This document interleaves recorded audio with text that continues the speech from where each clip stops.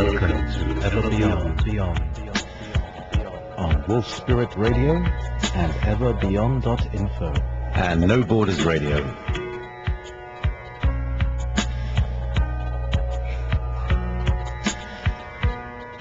Be prepared to leave your belief systems behind as we go beyond teachers, beyond gurus, beyond duality, ever beyond, beyond, beyond, beyond.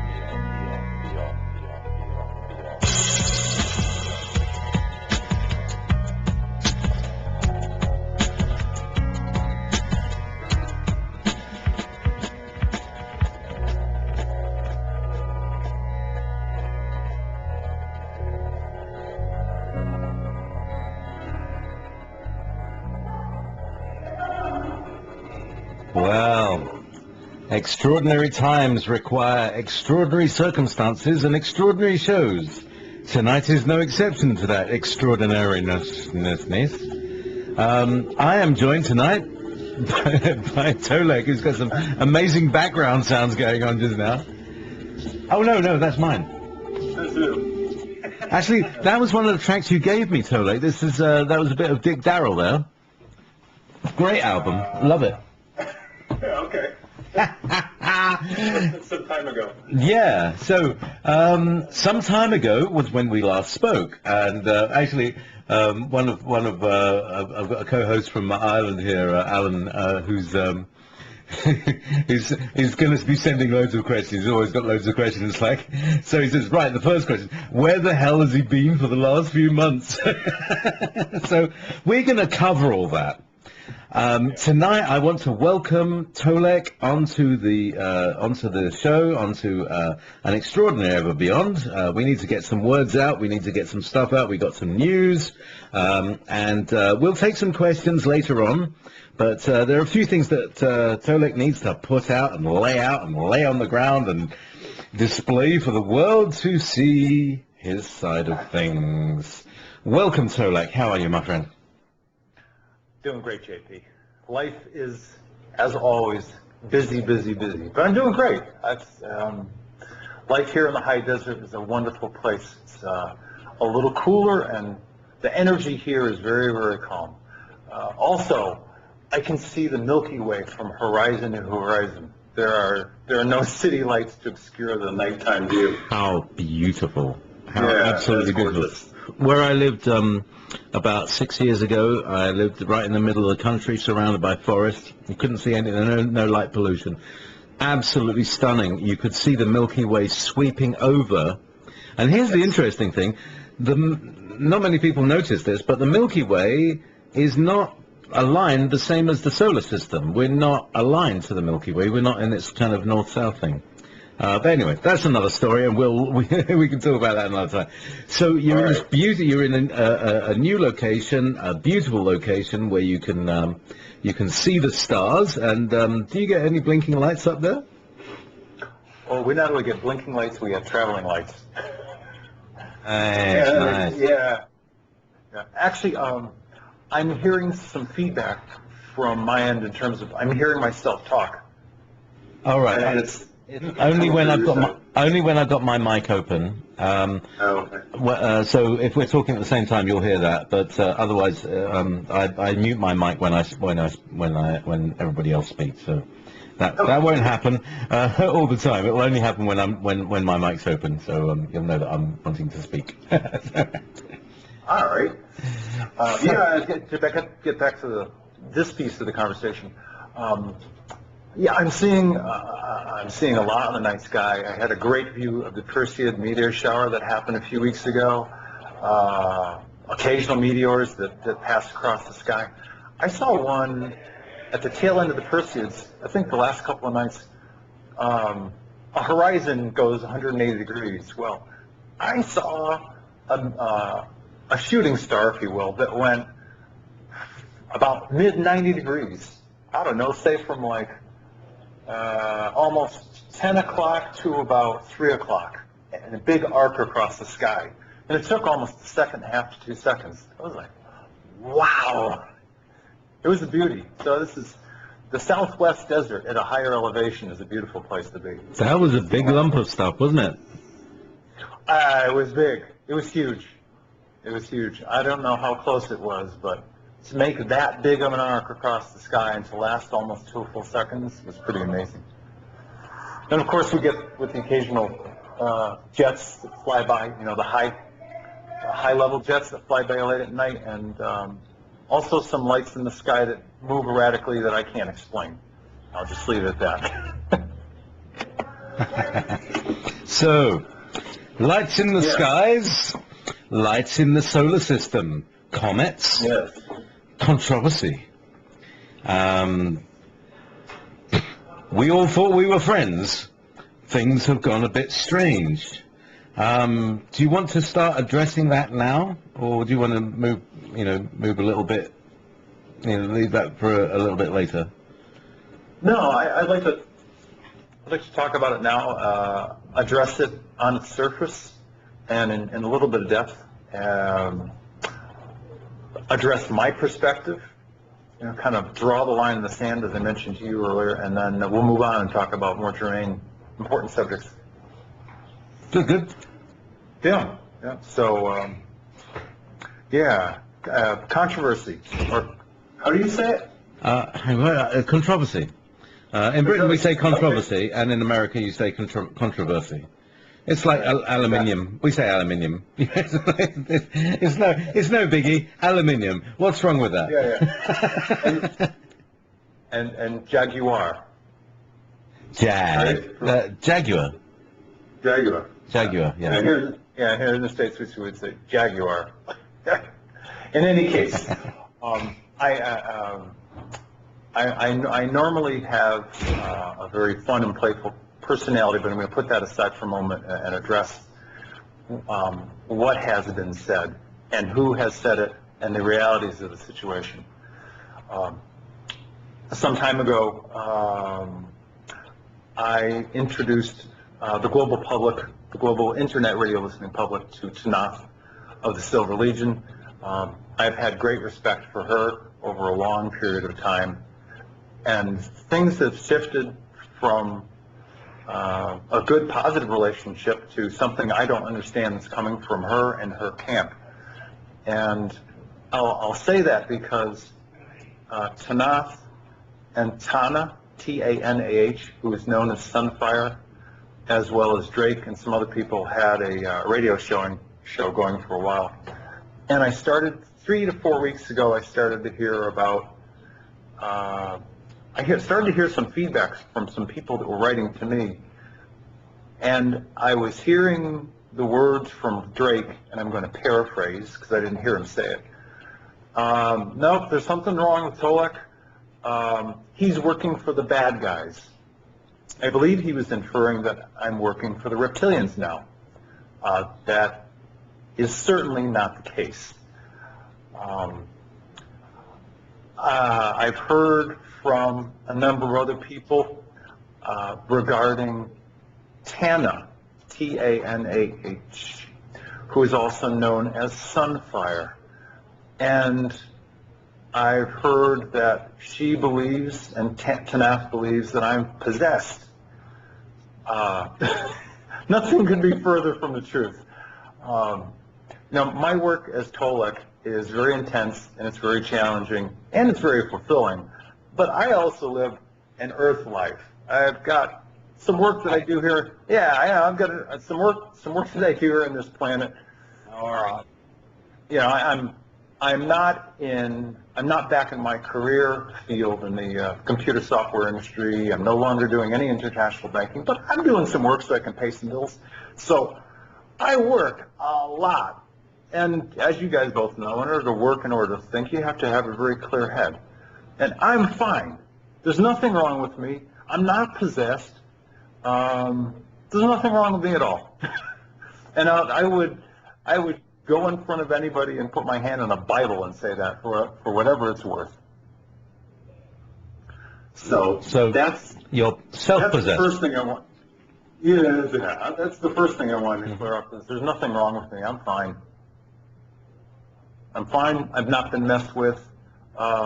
And moreover, my communication with my contacts on the Andromeda Council, who are executive management, board members, which means they're non-voting members of the council. These are the same people I've been talking with since September of 2010, nonstop.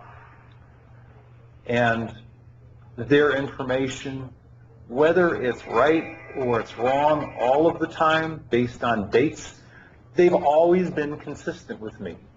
And they've always been emphatic about what information they're providing to me. So my sources of information are the same. They haven't changed. So that leads to the conclusion also of, I am not working for the bad guys. I'm not working for the reptilians, Draco or Hydra, either of them. It's just not true. And I typically, JP, as I mentioned to you, I had some reservations about making statements regarding this information, but I typically would not address something like this, except that it's gotten personal, and these people are talking about me as a person. They're not only addressing the information that I'm sharing, but they're attacking, if you will, my sanity. And there's nothing wrong with me. I am absolutely in my right mind. So I just wanted to lay that out there and clear it up for anybody that's interested. So, Hi there. Dave, what's up? What's wrong with your car? Dave, can you hear me? Is that old town? Dave? Your mic's open, mate. There you go. All right, so we might have a bit of that in the background. But anyway, keep going, mate. Keep going, Tolec. Thank you. Well, I was just saying, in conclusion, contrary to, as another fellow Brit said to me, okay, so no presumptions, no assumptions, Tolec, you're fine. There's nothing wrong with you. And that's absolutely right. There's nothing wrong with me. I'm fine. I'm busy. Life is good. It's fulfilling. I've got great new friends in this new high desert town that I'm in.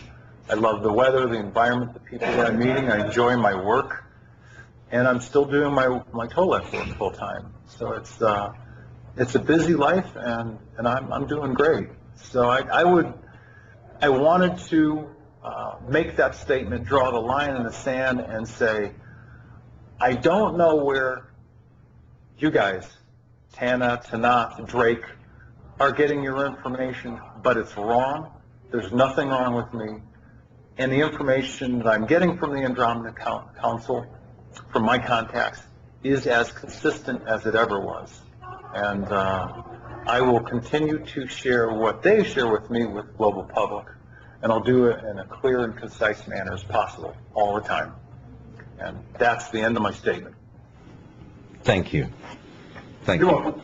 Let's, we got to keep things clear, because there can be, the last thing that we need is something for the real bad guys to latch onto and put a crowbar in and force everybody apart. And then it becomes, oh, well, are you listening to Tolec, or are you listening to Drake, or no. Right, this whole BS that humans descend into their lower mind.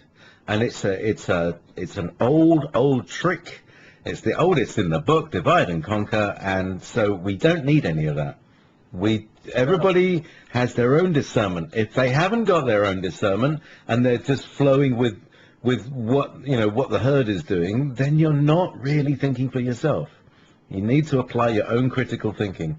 I personally, I have a feeling. I feel, and my intuitive sense takes me to these places. Sometimes they take me to a weird place, but it's always taking me one step closer to the truth.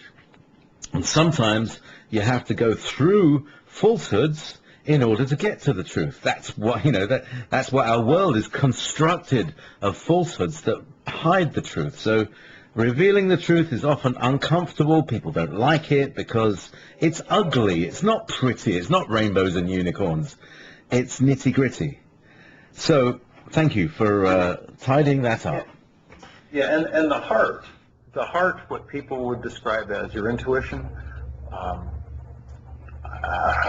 that is the best place that you can go to and come from in terms of making decisions.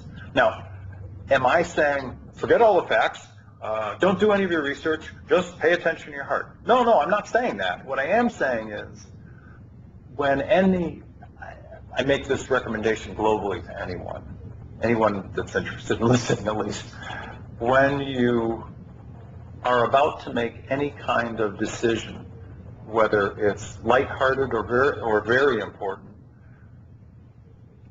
I would tell you to go into your heart and ask yourself, how does this feel? Does this decision feel right for me? Does it feel right for me at this moment in my life?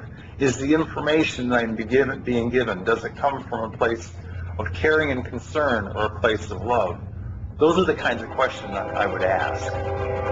And take all of the information that you've learned and measure it against the intuition. Most people do the reverse. They take a whole bunch of facts and figures in, and they measure that first, and then they see how they feel about it. I would tell you to go the other way. Go to your heart first. Listen to your heart. By the way, if you hear some train noises in the background, it's a train. Yeah, I mean, it's like, it sounds massive. It sounds like you're on a train, thundering through the valleys, and the sounds are rebounding all the place. It makes it it actually made that little last speech a little dramatic. It was quite nice.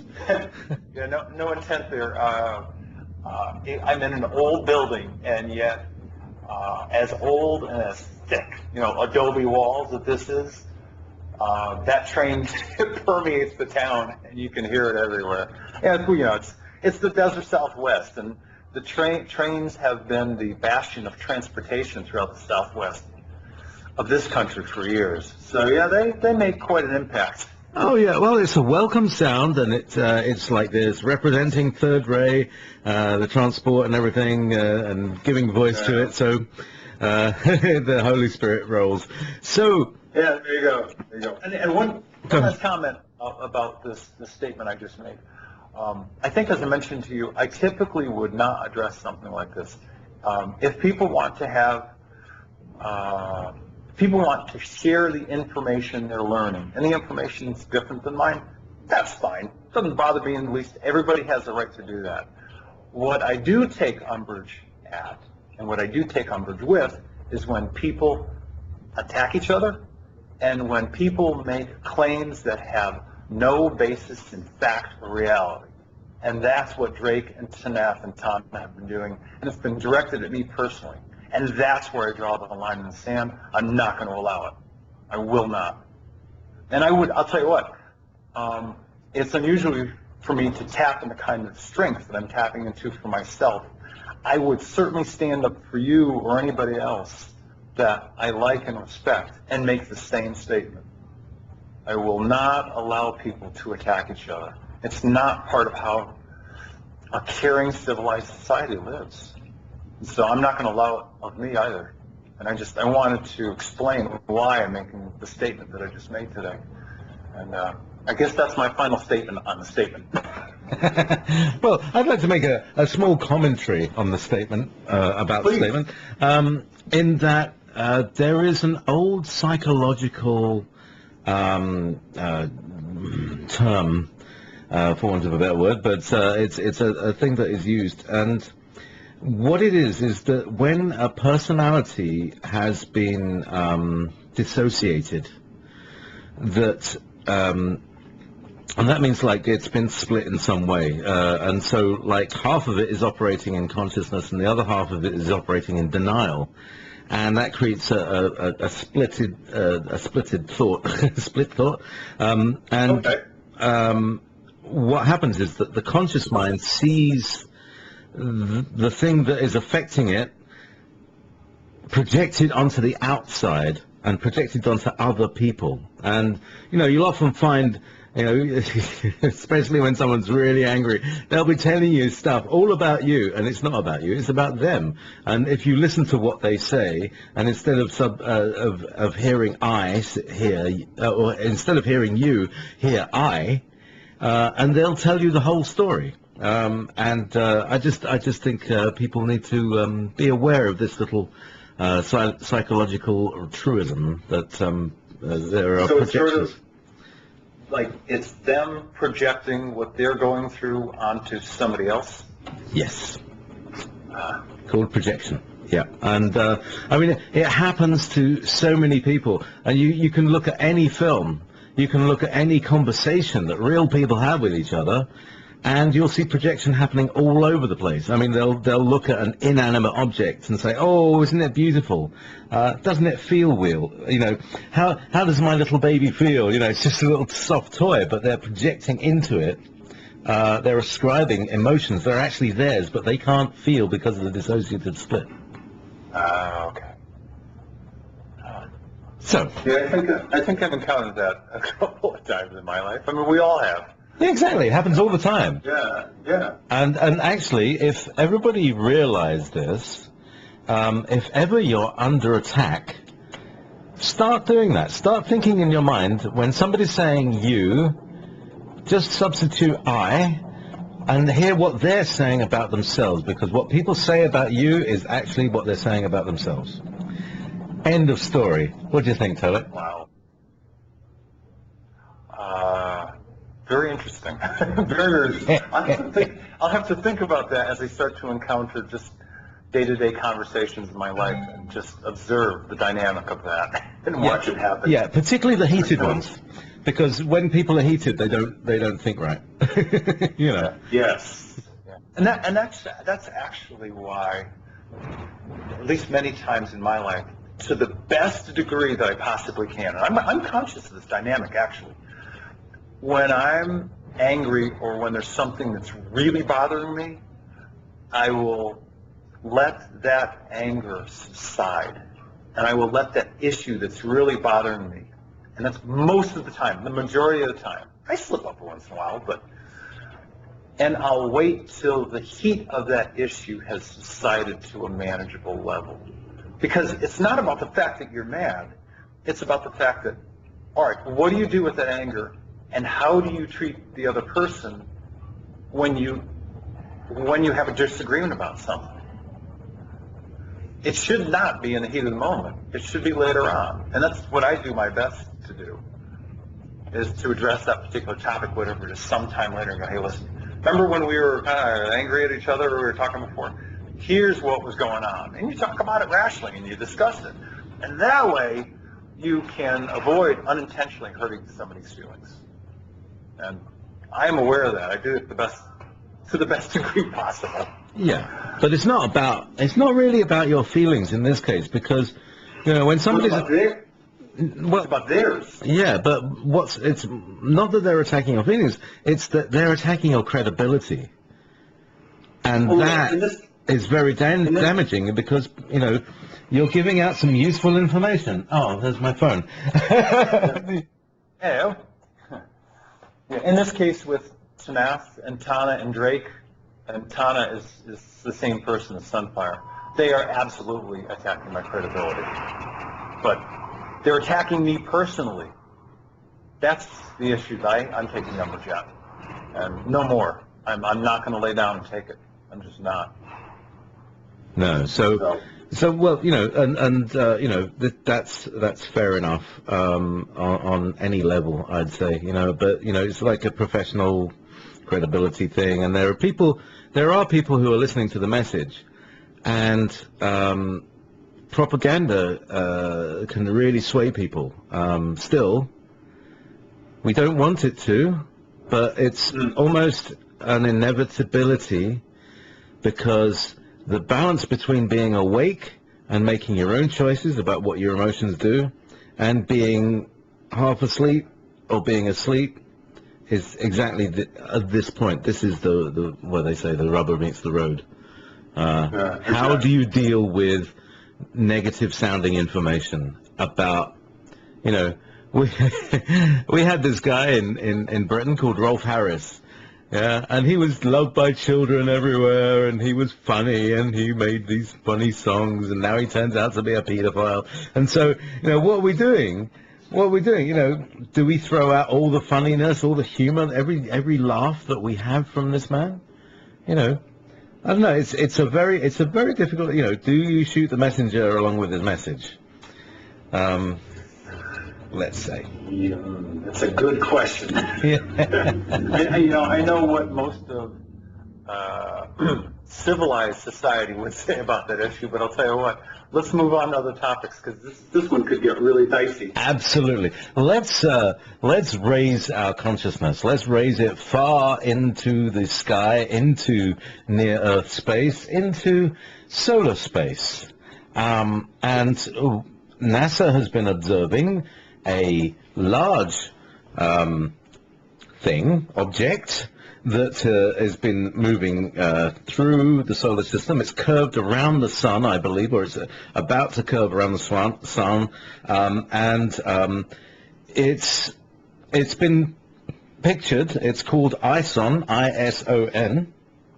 It's been pictured as being a nice fuzzy white blob with a nice kind of white tail scooting out, and what has been going around on the internet in the last few days has been people have been taking this NASA image and just very, very simply turning down the intensity so that the bright blob is not so bright anymore, and you can see that there are three distinct shapes, three distinct forms in this white zone, one sphere and two lines, as it were, that are forming a kind of V shape or a triangle form.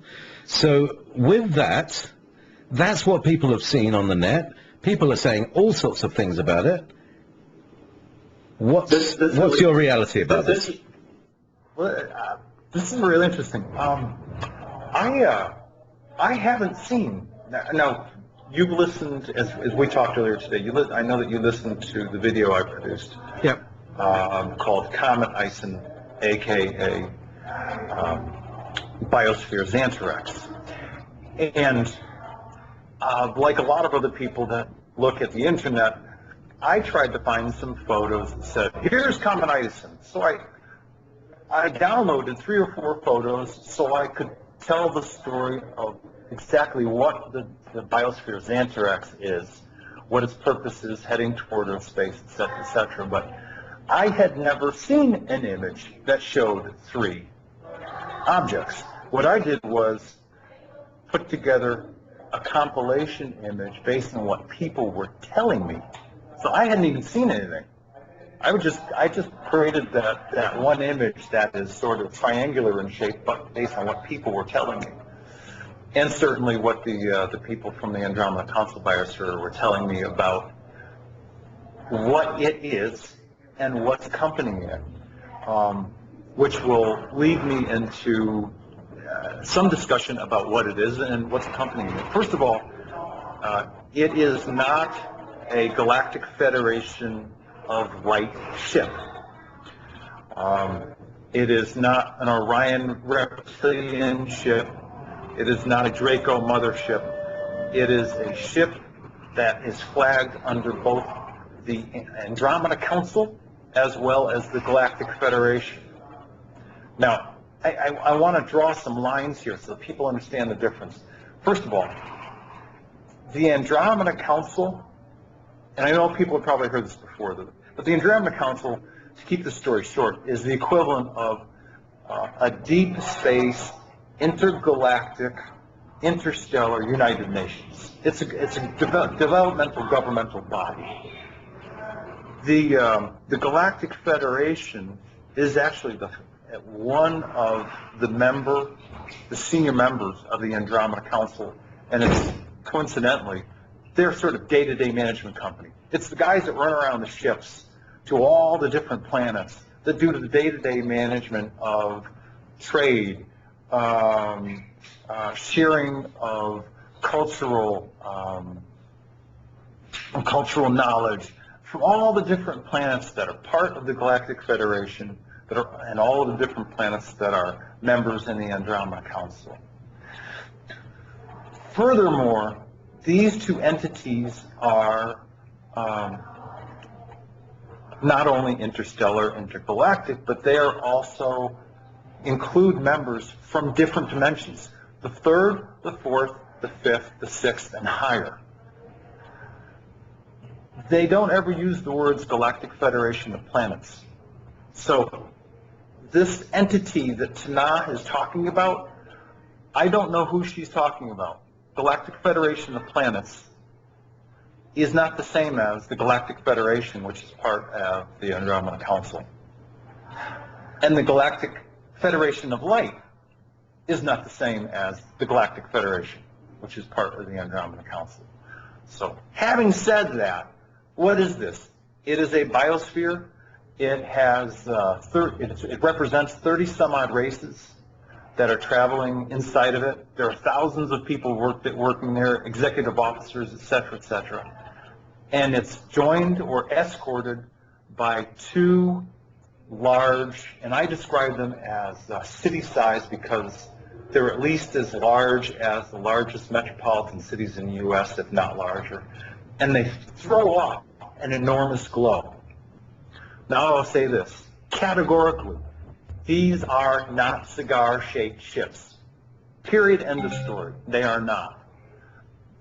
And they may seem to have an elongated look, like a cigar might, but they're not cigar-shaped ships.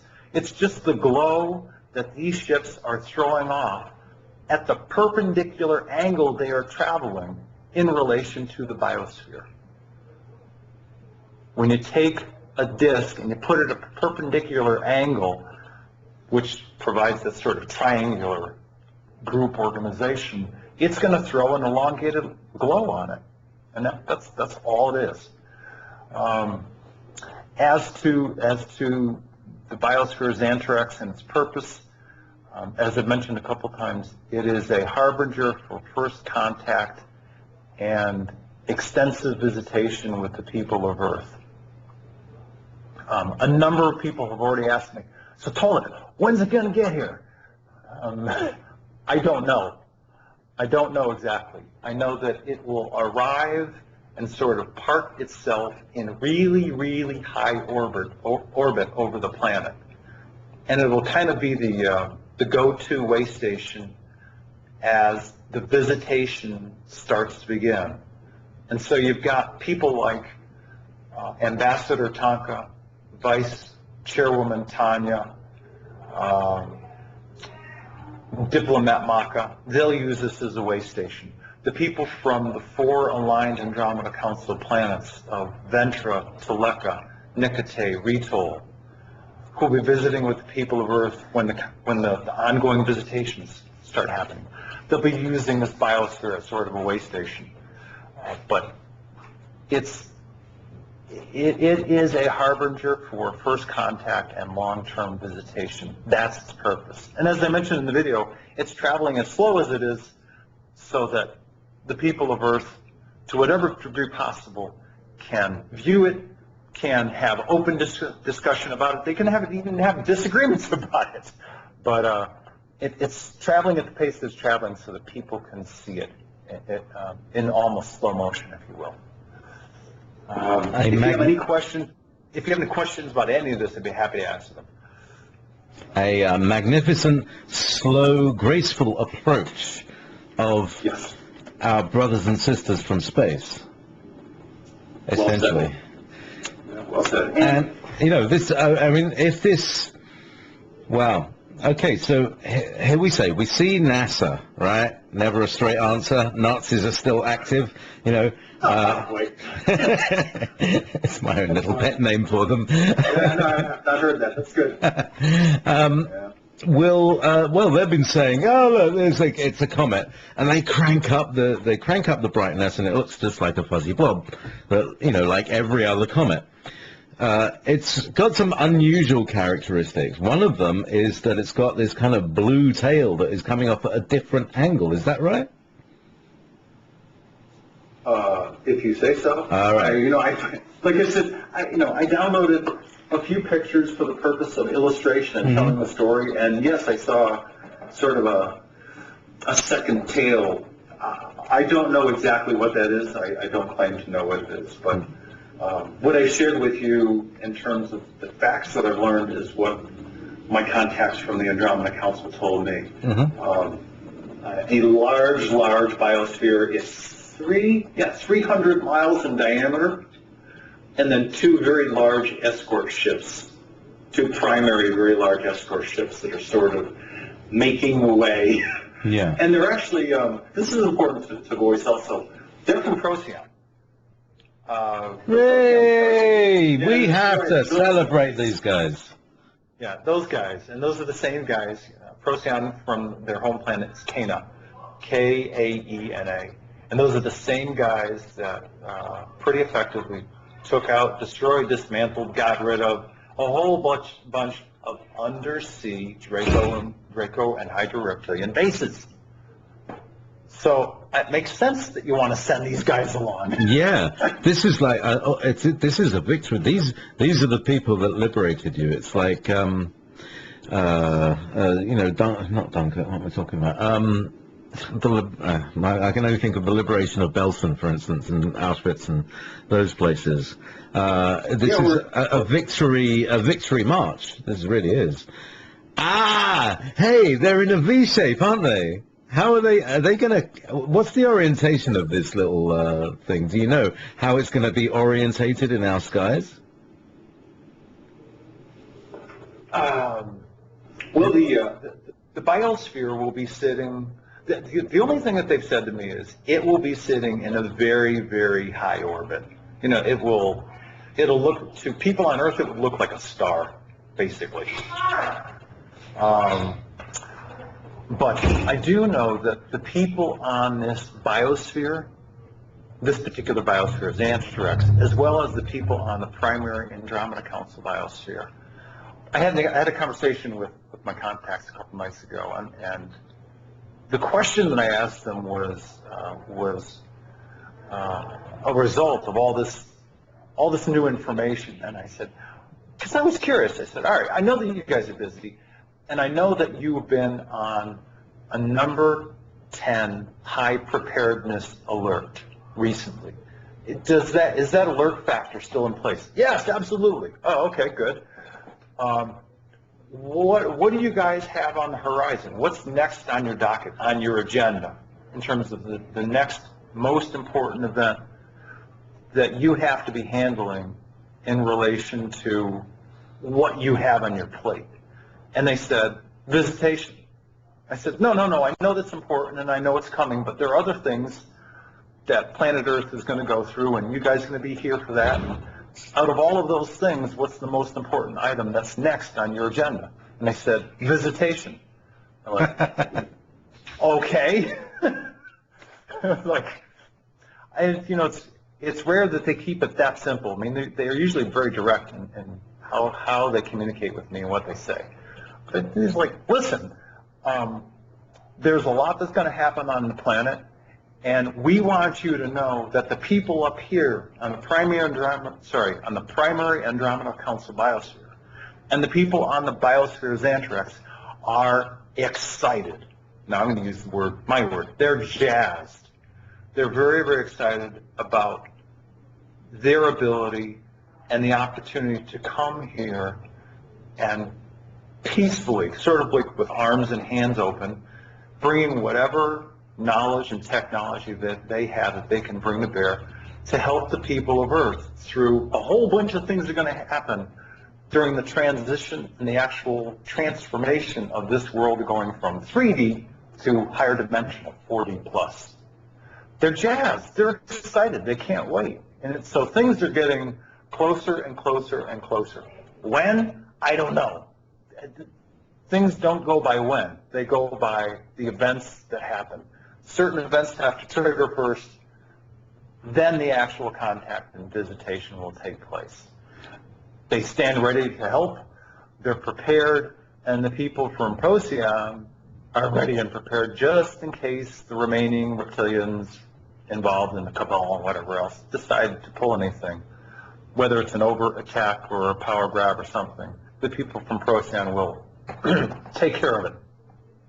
So yeah, because just as you say that, in one of the chat rooms it says, "Come here and eat us." And this is the whole thing. The ones that want to eat you have already been here. They've been here for a very long time. That's right. They have been eating us. I am not kidding. This is true, real reality, is that they've been eating us, and particularly our children. And we have so much to thank the Procyon people for removing, because they defeated them, when, 13 years ago? It's very recent that they got the reptilians off the planet, off their planet. Yeah. Anyway, Procyon. I'm thinking of the work that they did in the past 2 to 3. Oh, I need to be more accurate than this. Let's see. Let me just... Autumn of last. Sorry, I was just going to say, while you're thinking, I can just describe Procyon. If people are very familiar with the system of Orion, and Orion stands like a hunter with a belt and a sword. So if you're looking at the hunter and you follow Orion's outstretched right arm, you'll see a slightly orangey star, and that's Procyon. So that's where to place them. So they're in the Orion system. Interesting.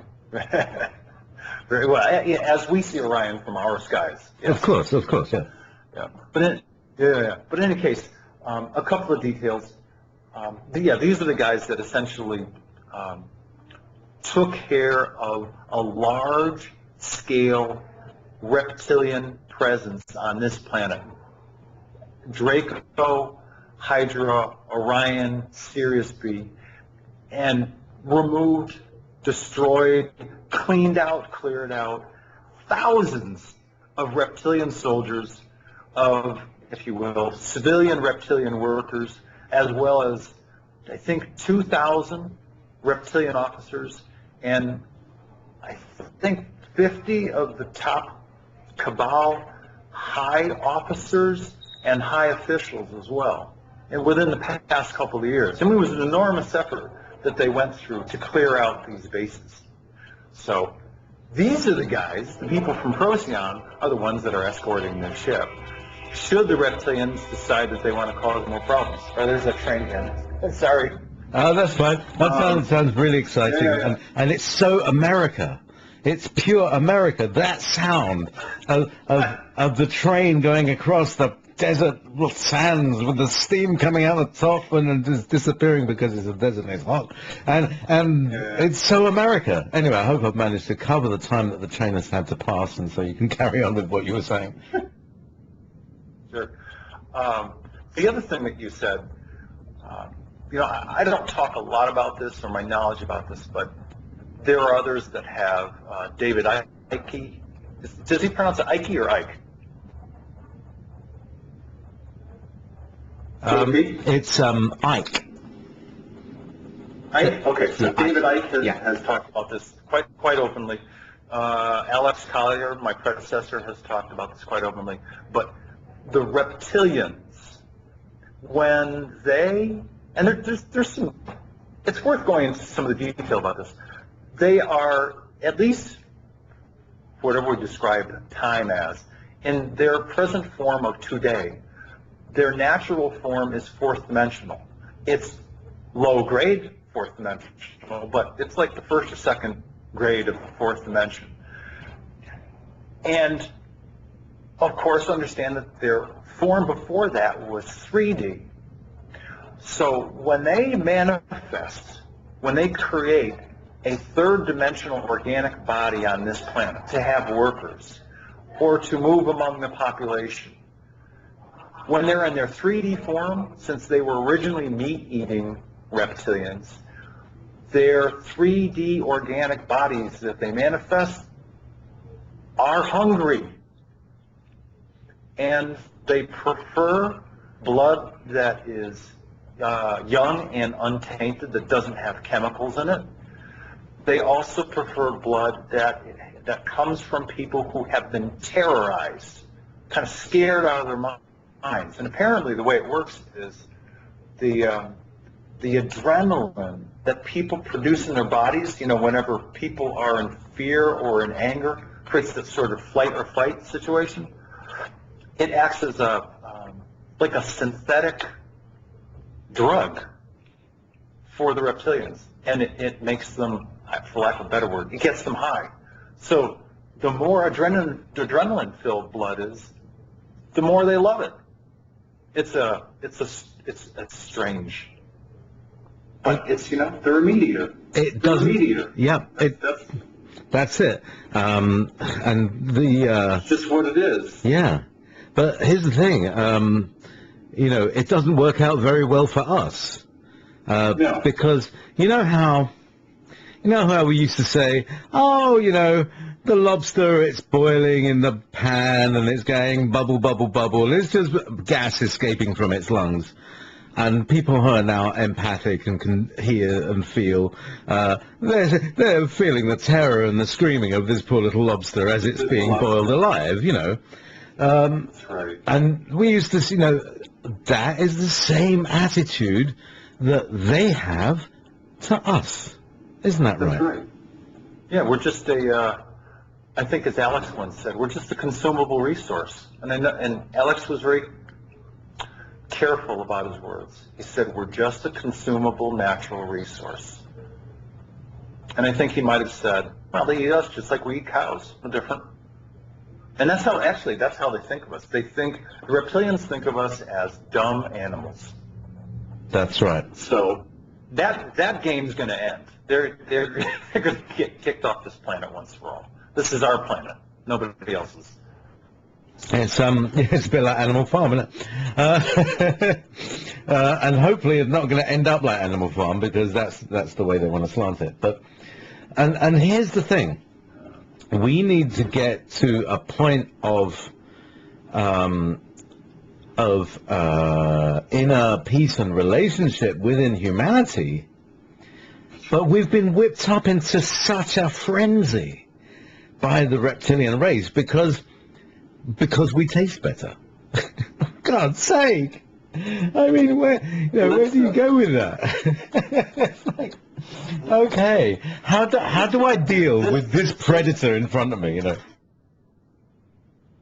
This topic is so expansive. If you looked at it from a strategic perspective, well, gee, why do regional wars or global wars happen? Well, they not only consume the blood when they're in the physical, but human emotions have an energetic and vibrational output. And so when reptilians are in their current natural form of low fourth dimension, they consume negative energy. They consume anger, fear, avarice, greed, extreme anger, hatefulness, and the list goes on and on. So what better way to feed their energetic bodies than by starting wars? Gee, what's going on in Syria right now? Who's trying to start a war? Well, let's see, you have the cabal, which at the ultimate tip of the power pyramid, the reptilians run. And they have, of course, their human minions and lieutenants running things. They need another war. Interesting. It's for them and to the people that are running the cabal here on this planet. It's a distraction. Here, look over here. We don't want you paying attention to the really important things that are going on this planet right now, or in your country, the UK, or Canada, or the US, or anywhere else. Look over here. It's a distraction. Yes. And they're on the war cycle.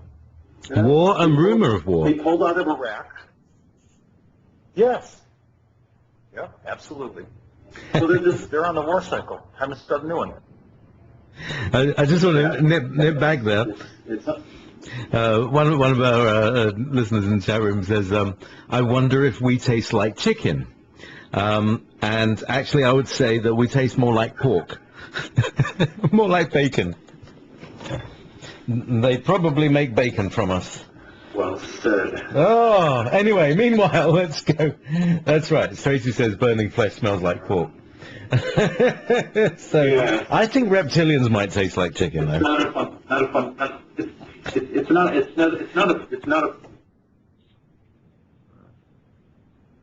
Yeah, it's not a It's fun. not a fun topic, but it's a serious one whose time, I guess, has come to the surface. It's good that people know about this reality, but it's also a really good thing that after, I don't know how many countless years, that the powers, what people ubiquitously call the powers that be, that run this planet, who are actually the lieutenants of the cabal, who are the reptilians, it's time for them to go. You know, if you have a despot or a dictator that runs a little country and he abuses his people and kills them, it's time for him to go. Period. End of story. Should not be allowed. Oh yeah, I love my people. I eat them. I don't think so. No. So other items on the agenda. What else? Indeed.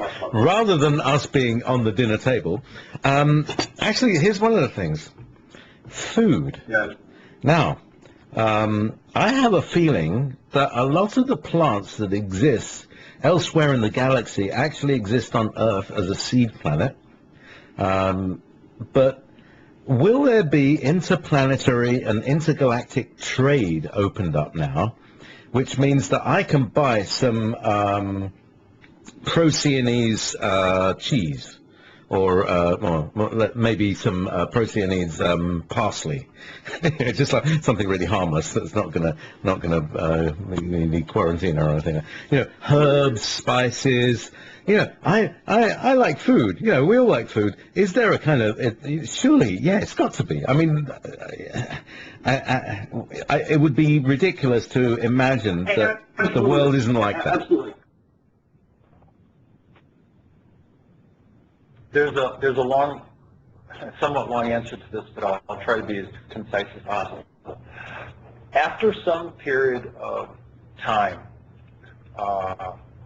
after the transformation of this planet from 3D organic to becoming a 4D fine matter essence, higher dimensional world, I've been told by my Andromeda Council contacts that there will be a period of about like 10 to 12 years whereby the system, the economic system that we have that predominantly runs the globe today, which is, I'll use the American and British system. You pay with $1 or £1, which is called money, and you receive something in return, a product or a service. That system will be phased out because predominantly throughout the universe, money is not used. There is no paying for. And certainly I've learned that the planets of the Galactic Federation, which includes all the senior members of the Andromeda Council, they don't use money. It's just not used. Now, one of the reasons is, as a higher dimensional species, either through our own new mental capabilities to create forms out of thought called manifestation, or via technology, we won't need any money anymore. We won't need money because through either of those two mechanisms, either ourselves or through higher dimensional technology, we'll pretty much be able to manifest, aka create, whatever we want and need in life. And that includes future transportation, that includes energy, that includes a whole bunch of things. So the need for money won't exist. But will we, as individual sovereign people on this planet, and will this planet be part of a greater trading federation? Absolutely. Education, culture, arts, technology, as well as Basel, sorry, Basel, thyme, rosemary, you name it. Yeah, absolutely. But that's the full answer. And as a formal member of the Galactic Federation, Earth will have a representative body called the Joint Earth Council. And that will be Earth's formal representation on the Galactic Federation, part of the Andromeda Council. And will we become a trading member? Absolutely. unequivocally. How long will it take? I think any planet that starts with junior status, it has to kind of earn its way up in terms of credibility.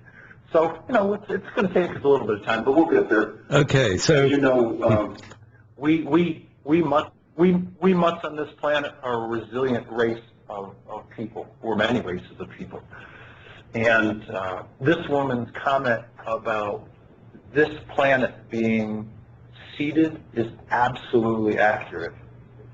I remember a conversation that I had back in the early 90s with Wendell Stevens, and we were talking about the diversity on this planet, and I asked him a question that was exactly about this topic, and he looked at me and he said, absolutely. He said, the reason that so many extraterrestrials visit this planet is because it's like a laboratory of diversity.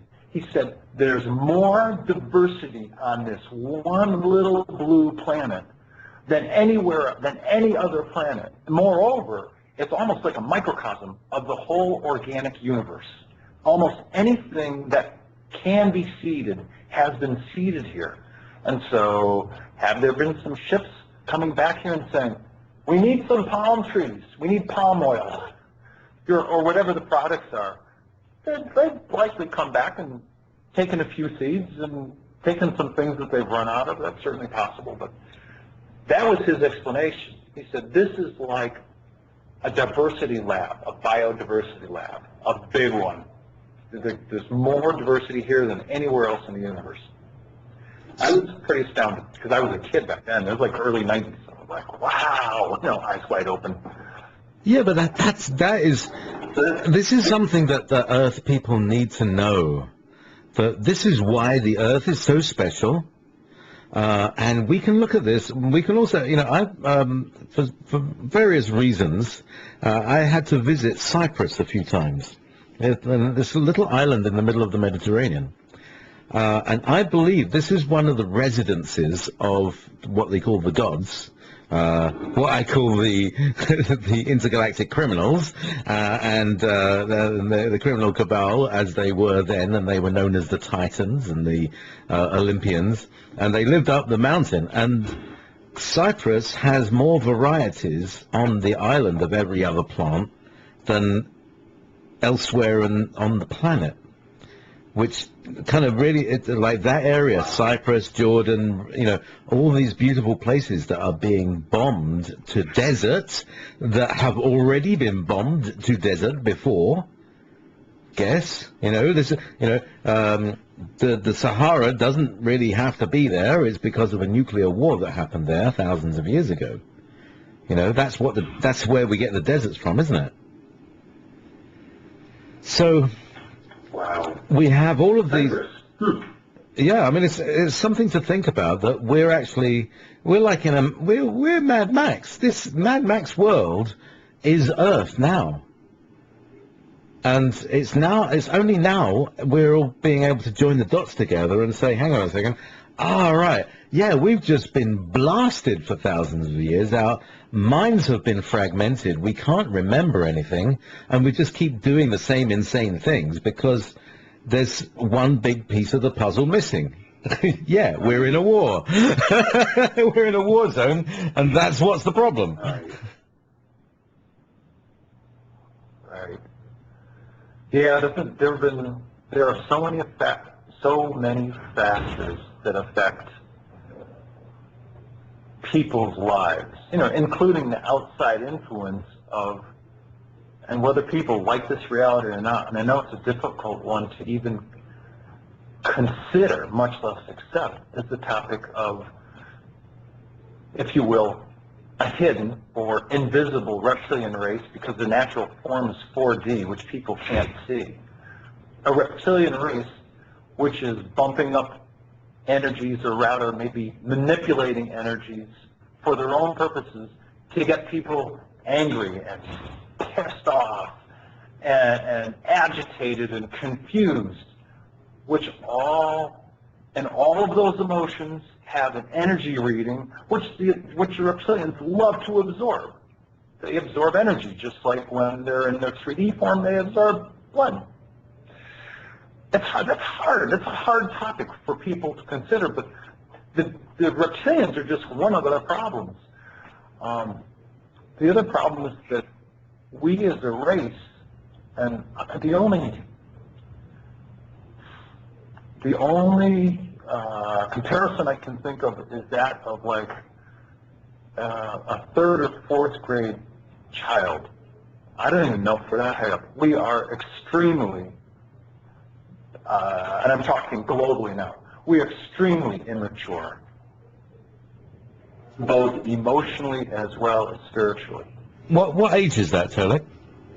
Sorry, we don't do grades in Britain. Oh, I don't. How old is that? Like 6, 7, 8? What? Oh.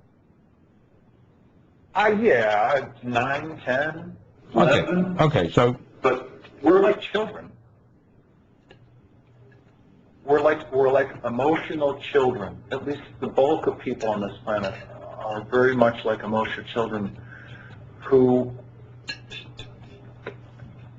do not handle their emotions with responsibility, do not know what the depth of their emotions is, do not know how to treat their emotions and the energy of their emotions with any respect. It's kind of like the story I was telling you about. All right, what happens when I get angry or get mad? And I do from time to time. What do I do about that? How do I treat the other person? What's the best way to go about remedying the anger? Well, my approach, and I'm sure there are others, is to manage that, to feel it completely, but to manage it and respect it, and treat the other person respectfully in the process. Most people aren't even aware of this. And there are other examples of emotional maturity, but we are, as a whole, neither are we spiritually mature. When most people say, oh, I've chosen the spiritual path, they really don't know what that means. And so I guess what I'm leading to is that developmentally, we're a young planet. We have not been exploring as a collective human race on Earth, even though we're a composition of, there are these races, what we would call the Caucasian race, or the African race, or the Asian race, or the red Native American race. We're not from this planet originally. Physically, we come from other places. That's the first thing. The second thing is that our souls and our spirit essences originally come from other star systems, other planets. So we have souls and spirits, bodies from other planets, all having to live on the same planet. It's not an easy experience. And peace has not been our hallmark. I mean, how far back does war go? I mean, even if we don't think about the 20th century, war goes back thousands of years that we've been killing each other. Now I'll use the word. Does a civilized race of people really kill each other? Really? It makes no sense.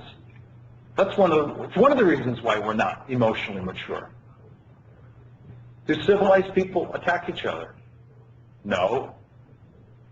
No, they don't. So these are just examples of mine as to why this planet is not emotionally mature. But we're getting there. There are people that are evolving. There are people that are waking up. There are people that are following blog talk radio. There are people that are listening to internet radio shows like yours.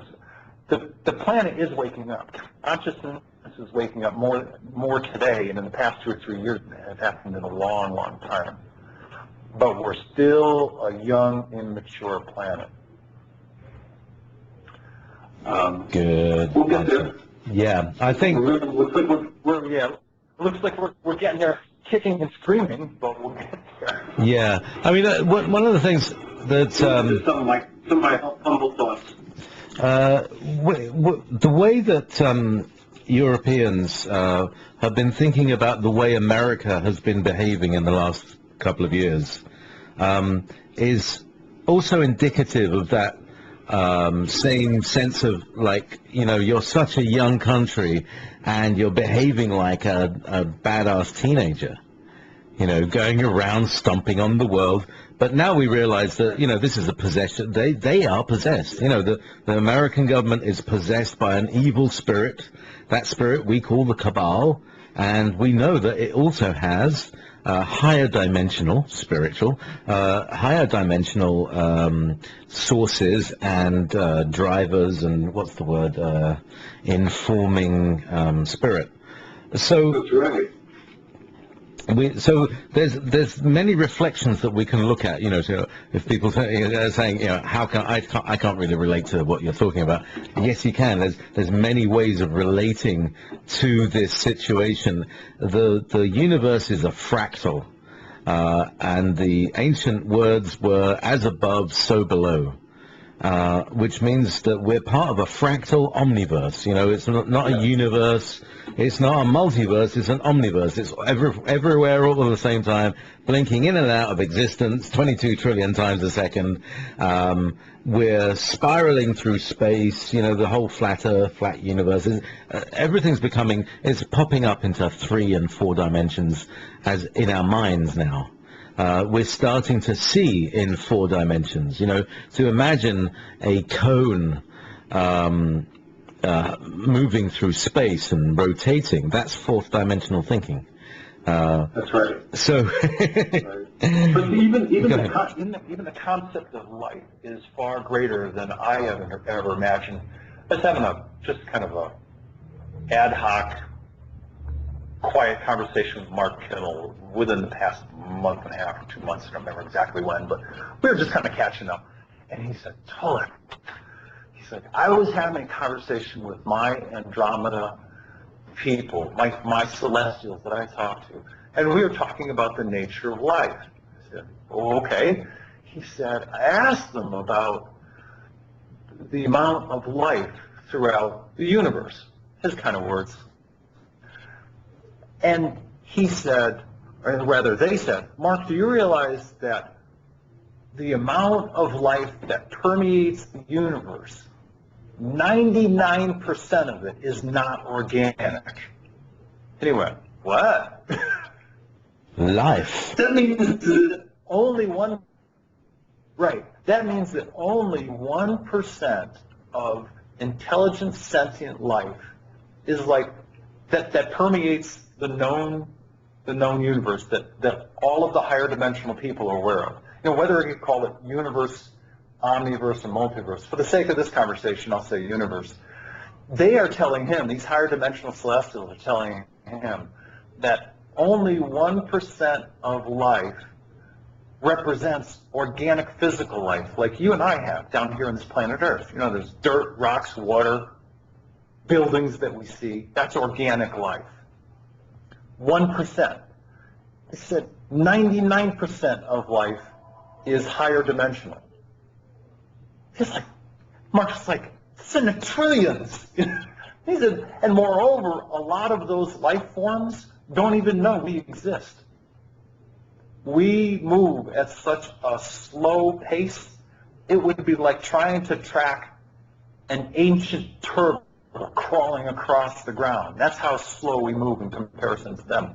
And there's no evaluation in terms of whether this is good or bad. Good or bad, it just is. I was like, wow. Try to wrap your head around that. That's an enormous amount of life thriving throughout the universe, omniverse, multiverse, whatever we call it. That's right, and we think we're alone. What we're alone in is we're alone in being like the 1%. We're the 1% of the. So that's really interesting. Right. Ah, wow. And so. Yeah, so like what is, how do you measure that, what 99%? All right, let's not think about that, but we're looking at the physical universe as we see it. We think it's so huge, yet it represents just one thin slice of a whole bunch of layers that make up one layer of a number of gathered bundles of layers that gather and gather, and it just gets more and more. And that's what you see as going up the dimensions when you see more and more of these layers that extend before you. Anyway, Wasn't it?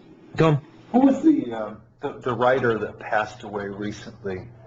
And he was talking about when the Hubble telescope first went up, and they were actually able to measure 1 inch of space. He was the guy who was the inspiration for the movie Contact. Carl Sagan? But in any case, Thank you, Sagan, yes, Carl Sagan. And I'm going to paraphrase what he said, and it had to do with, it's like, all right, well, the Hubble measured like 1 square inch of space, and they found 400,000 galaxies. And he said, if out of those 400,000 galaxies, there was only X amount that had stars like our sun, that means that there's going to be Y number of planets. And the number of planets like Earth was in the thousands.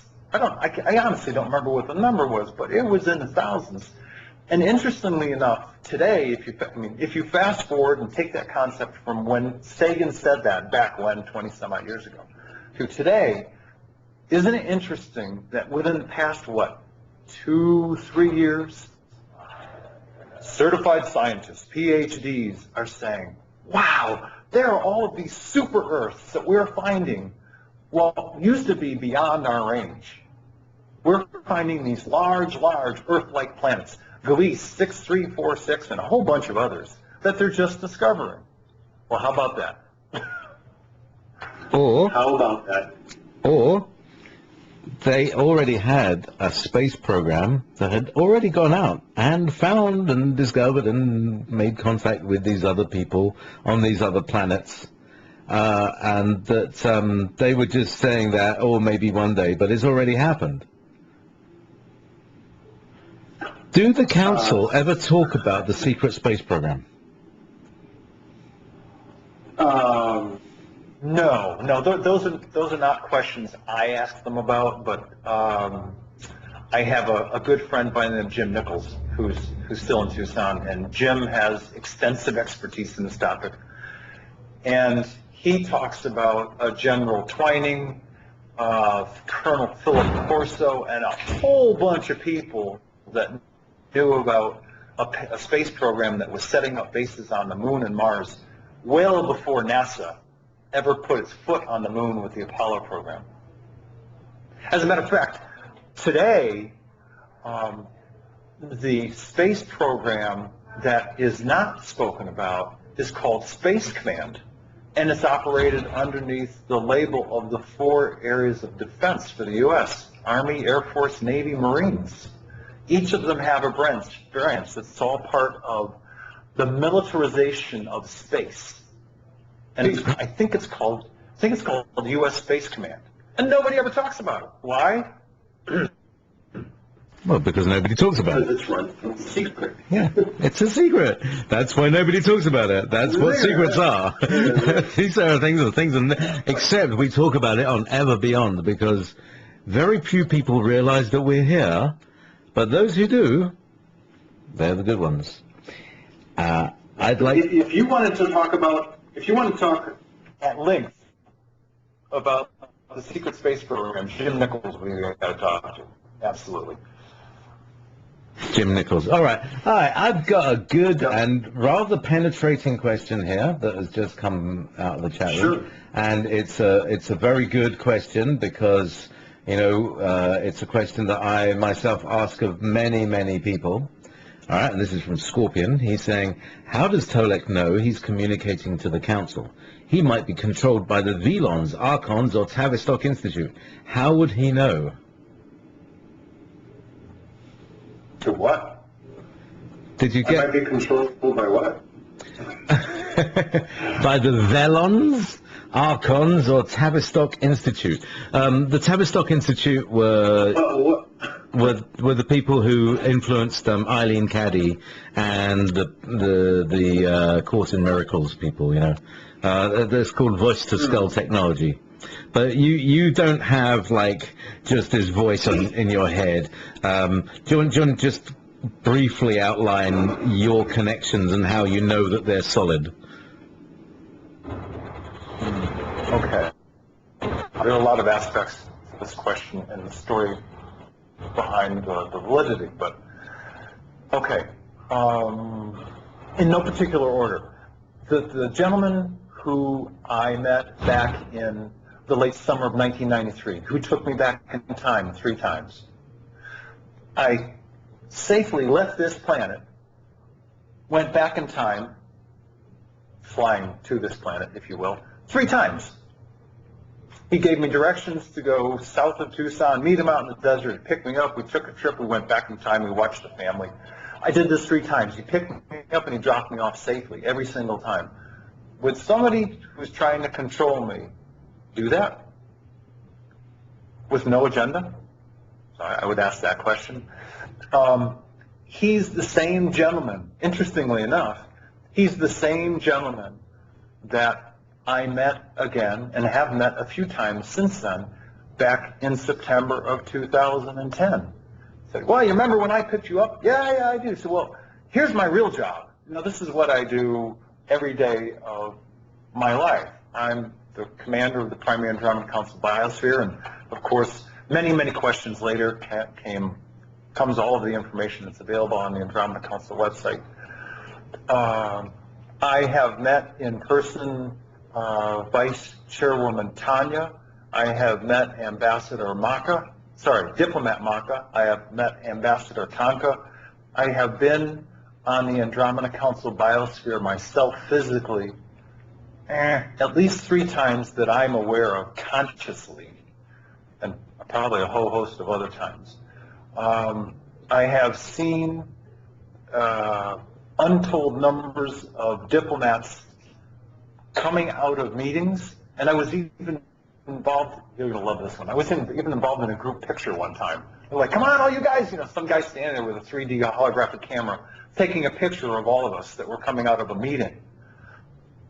Now, I know that these are only my stories, and this is only what I've experienced, but it's what I can provide to people as examples of my experiences in meeting with the people of the Andromeda Council.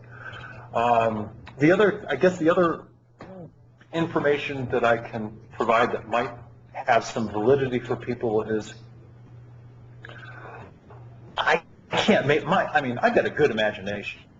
My imagination is not this good. I would not be able to create all of the facts of the information that says there are X number of star systems, I think it's like 300 plus, and 144 some odd planets in the Galactic Federation. This is the Galactic Federation's role as part of the Andromeda Council. Here's what the Andromeda Council is. The Andromeda Council is a governmental, interdevelopmental body of planets and systems, et cetera, et cetera, et cetera. I can't create that stuff. It doesn't come from my mind. It's information that was shared with me. I think probably the most, and in closing on this topic, probably the most vilifying and affirmative information that I can share with people is that I have lost track, and I'm being literal here.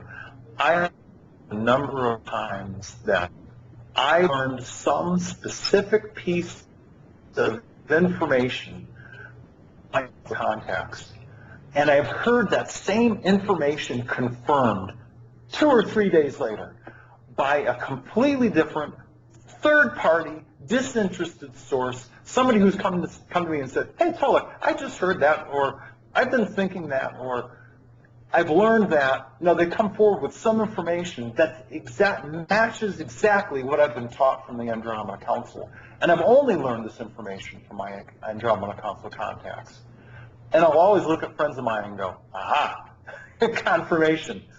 So in short, I'm also getting independent third-party confirmation from other people I don't even know that to a great degree, and I'm not saying 100%, but let's call it 90% plus of the information that I'm learning from the Andromeda Council is dead nuts, spot on accurate. Because it's getting confirmed by people I don't even know. So collectively, that's as much as I can tell you about why I know that my contacts are with the common council, including seeing logos and uniforms and badges and stuff from visiting up there. That's the best I can do for you. Yeah, I mean, thank you. I mean, because I just want to be done with all these stupid questions because, you know, if they're asking questions to attack, you know, forget it. Just, you know, if you think that we're talking stupid stuff, then, you know, just switch this off. If you're listening to the archive and you think, well, just click away. You get a little buzz from it, it's fine. Yeah. But there are people who might be wanting to listen to this because they are interested in international, intergalactic, interplanetary relationships of peace and of cooperation and of building a new society that is based on dominion of self-government and of non-domination. And that's cooperation. And this is you know, this is the vibration that I get from you, right? And from all of the Andromedan people and representatives who I meet, all of them are harmless. This is my litmus test, is harmlessness. How are the ripples going out? Absolutely. What comes back? Does it come back as love, or does it come back as anger? Or does it come back as hate? And where does that hate come from? You know, go ahead. I personally, in my moment by moment, hour by hour, day-to-day life. And again, you know, I'm living a human life just like everybody else, and I goof every once in a while, I slip up, but for the most part, one of the axioms that's like on my top 10 list is, actually the two of them. One is, how can I help? As I live my life and I'm in different working situations, how can I help? That's one of the top ones. And the other top one is, do no harm. Why would some not good or bad guys control and try to hire a guy who lives by the axiom of do no harm?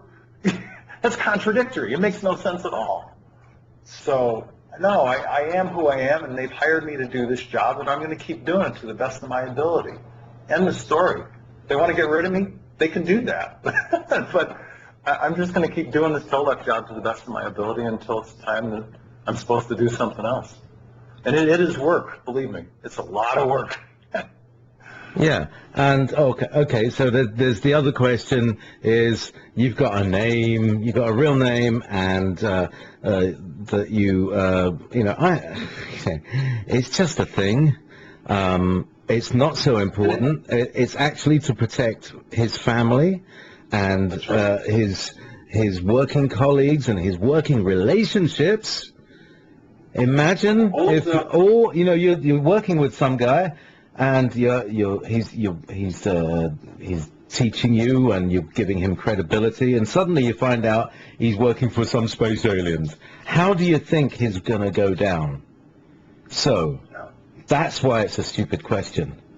And, you know, I'm sorry, I'm getting passionate about it because there is a reason, and it's like, why do you need to know?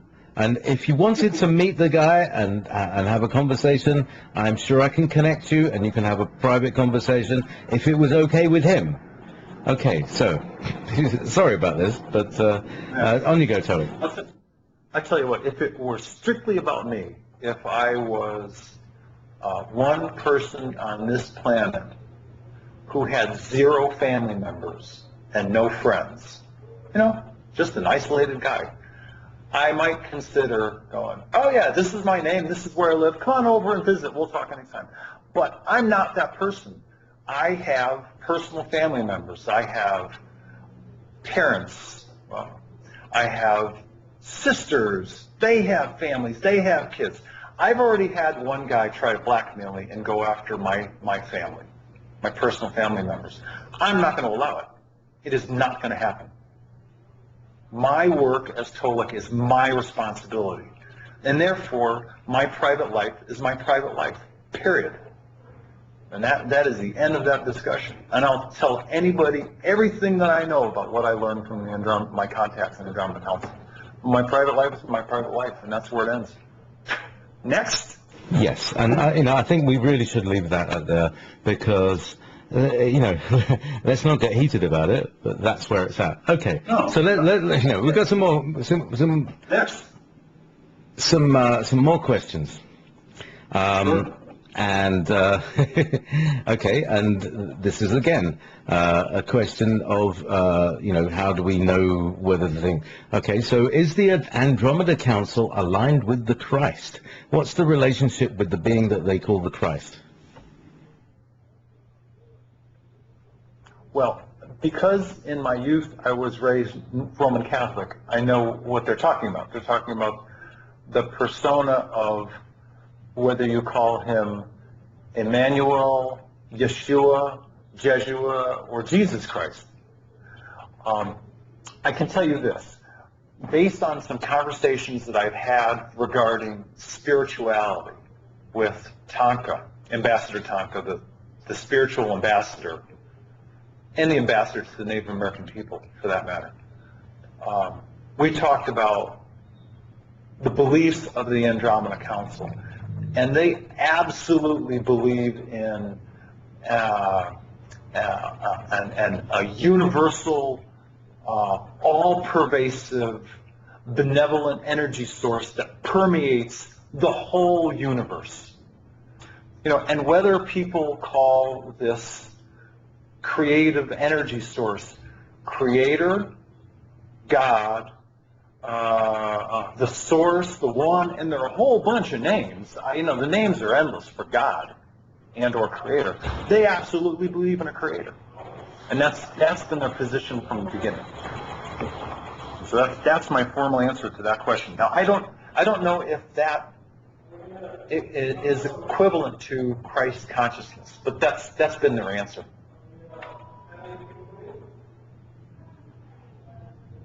Jay? Yep. Okay. So I hope that's well, there's your answer right there. I don't know the statement of Christ consciousness equals an all-pervasive, I guess all-pervasive is the best, multi-universe, universe energy force that permeates everything, that permeates all life.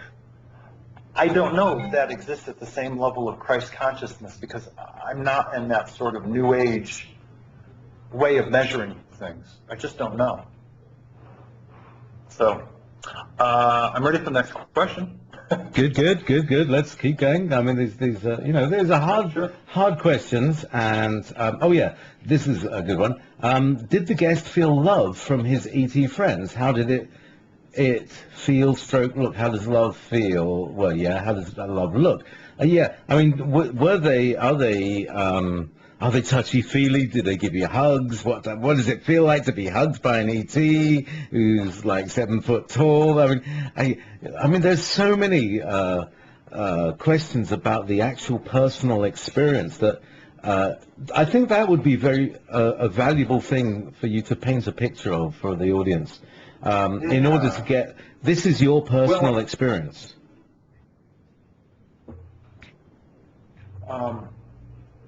Had me up there in this physical Earth human body form.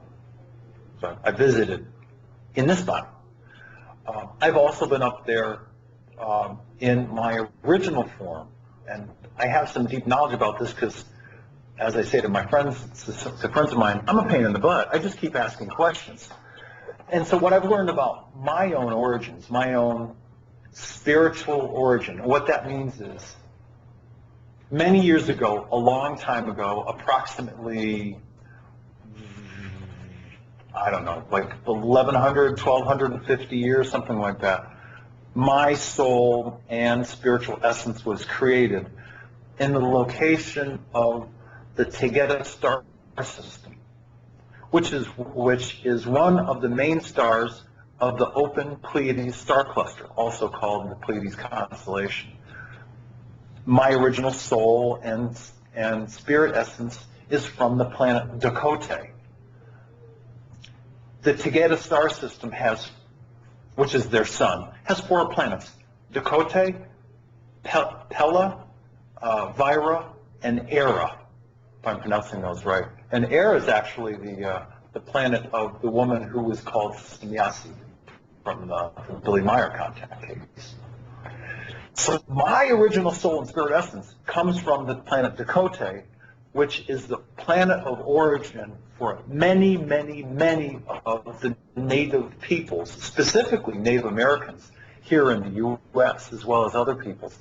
Dakota, Lakota, Nakota, Comanche, Apache, Cree, and a whole bunch of others. They originated from the planet Dakota. So I've also been on the Andromeda Council biosphere when I've been in my 4th dimensional original soul and spirit essence body form, looking like a 7'2"-ish Dakota. Now, there are also other people that work for the Andromeda Council. One of those people is the commander of the primary biosphere. He's from the planet Dakota. So I have people up there that I know from my home planet. There are other people up there from Dakota who work there. There's apparently a special relationship from people generally known as living in the area of the Pleiades and that of Earth. There's a long history of people from the Pleiades from Era with the planet Earth, and it's not so good. Apparently there's no karmatic mess between the people from Dakota and the people of Earth. How does that answer the question? Well, bottom line is, every time I'm up there, I'm welcomed warmly. It's like, hey, great to have you back. No, these are my words, but great to have you back. You're here. It's time for some meetings. Come on. The people are waiting for you, et cetera, et cetera. I feel very loved, very cared about, very cared for. I've never had any difficulties during any of the times that I've been up there, in meetings or otherwise. I'm busy. I'm always very, very busy while I'm up there. But no, I'm very loved and very cared for. So it's a great situation. I guess it also helps to have some people that are from your home planet that are up on that biosphere working as well. So it's a good situation. So more than love, I'm also respected from what I hear, the feedback that I hear. They like my work. They like my work as Tolec. They like the way that I'm presenting the information. They respect the work that I do. That's the best way I can say it. So yes, there's love, care, affection, and a few other things. I'm sorry I interrupted you. No, that's fine. So I mean, like more than love, and this is something. It's a highly emotional, rather poignant point. Poignant point of pointiness. Okay. But what we don't realize, everybody's like, I can see people are very agitated about this. Now, there's another issue, and this is something that I've been talking about on my shows for a few weeks, months now. I've been feeling an increasing tingle of excitement, getting more and more and more. And when you said that the people on the biosphere are getting excited and they're jazzed, that was nailing the vibration of it. All right, I can feel them coming. I'm going to say that. And you know what? You're not the only one. Yeah. I've had other people write to me saying, Tolec, I don't know if you're right or not, but something's going on. I can feel it. I've had a few people write to me recently saying, there's something coming down on this planet in October. They're like, I don't know why, but October seems to be like the bellwether month that if anything's going to be happening on this planet, that's it. And I went, really? Because I don't pay attention to dates anymore. I really don't. What I want to do is get the information right, get it accurate. But there are so many factors that can affect when something's going to happen. They've pounded this, I know it's a saying, but they've pounded this into my head, the concept that things out in space, especially in this very busy area of space that our solar system now resides in, are very, very active. And they can look forward, they can absolutely look forward into the future because they don't deal with time. They can look at what happens, and they can look at what happens within, I don't know, a few months, but time is a very, very elusive concept, especially when you step. It just doesn't exist. And from the fourth dimension up, time doesn't exist. It's a third dimensional creation. So in any case, I'm having a number of people writing and telling me October is the month. I can feel it. I'm excited. I know these things are going to happen.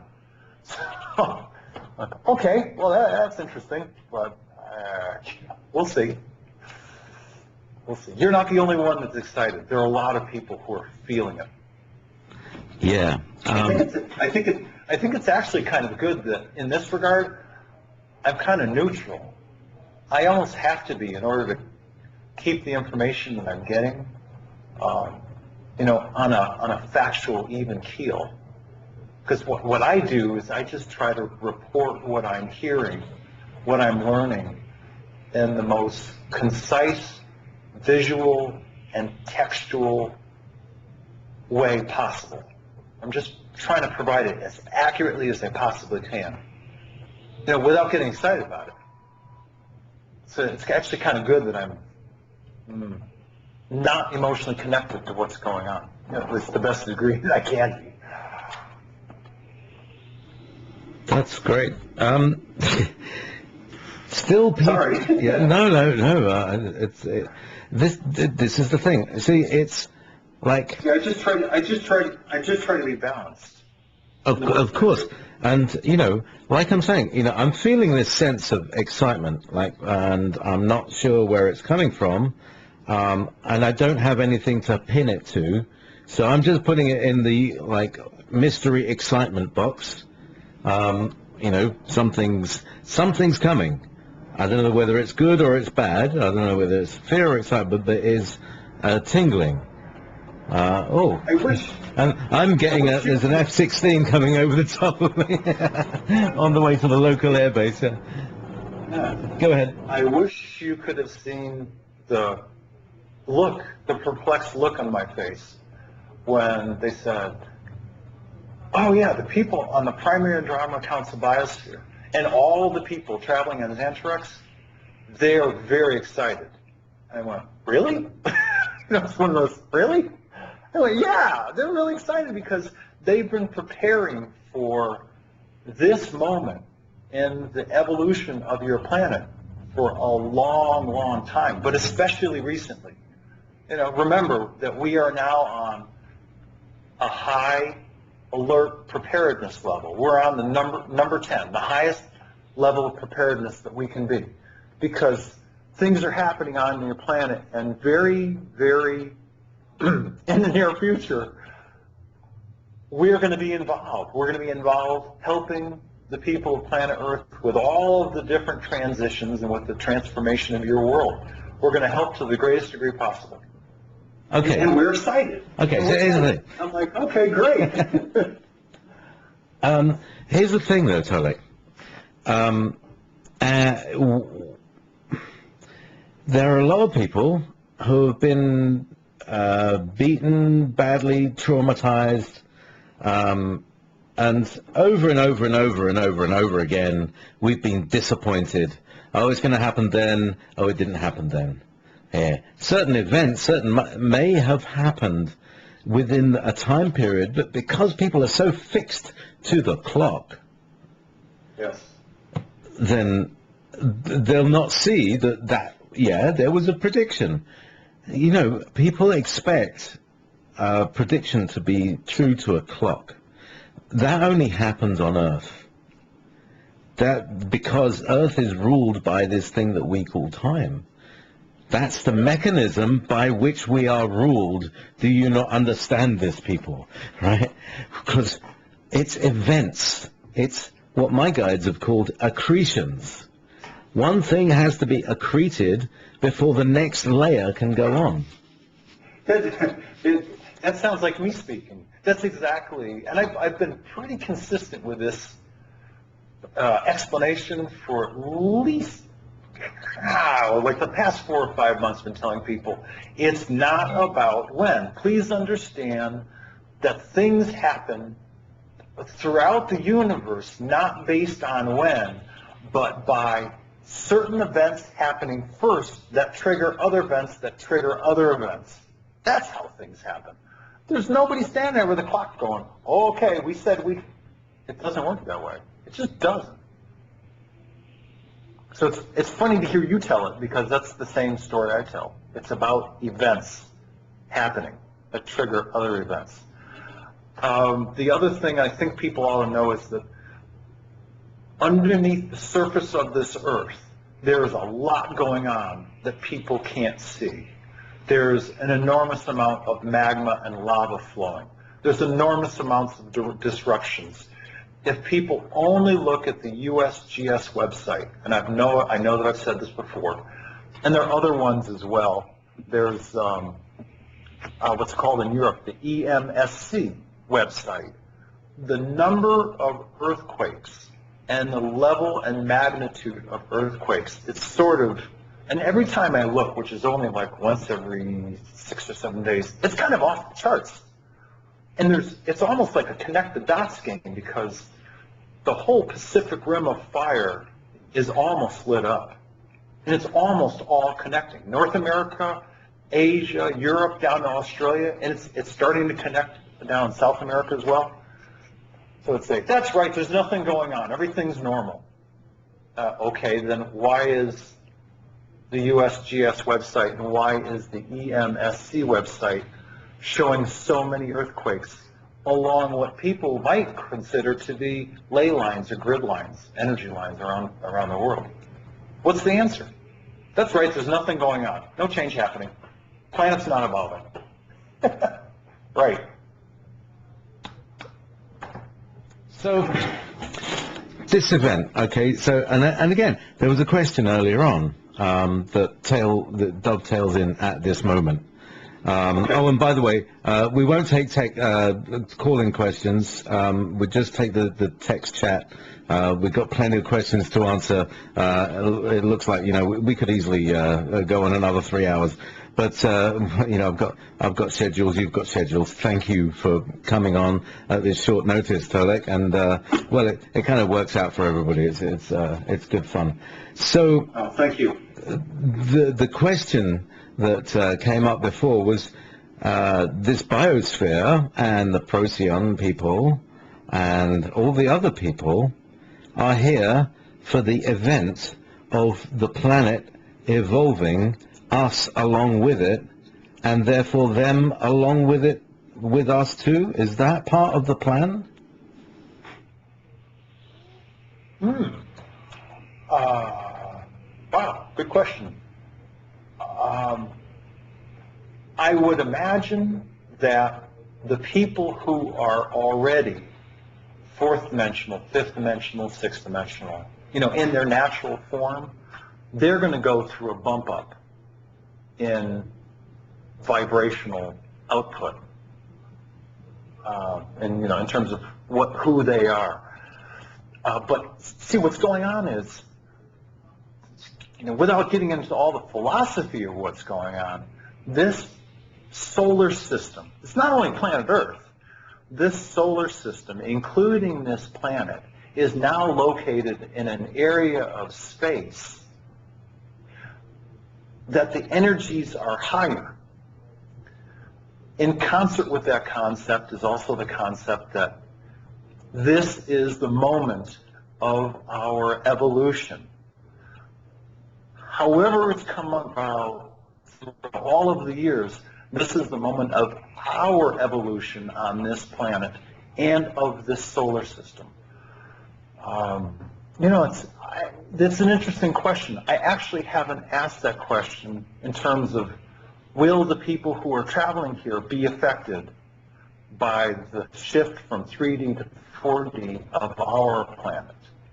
I'm sure the higher vibrations will affect them, but I don't know if it'll change them as they're visiting here.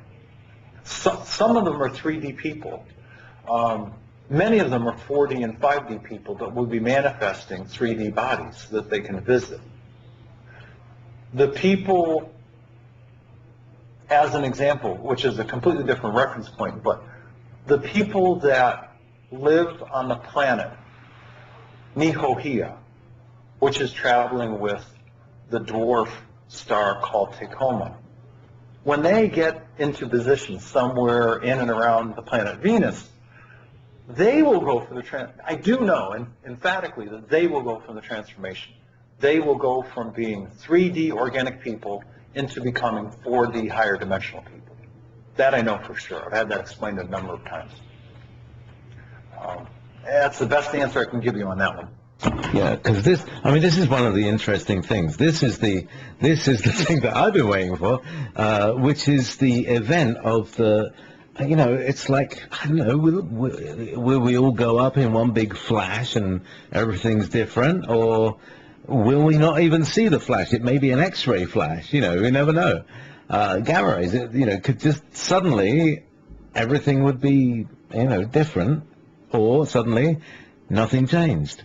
Suddenly everything's just exactly the same it was, and then things start changing. Then things start going new normal, on us.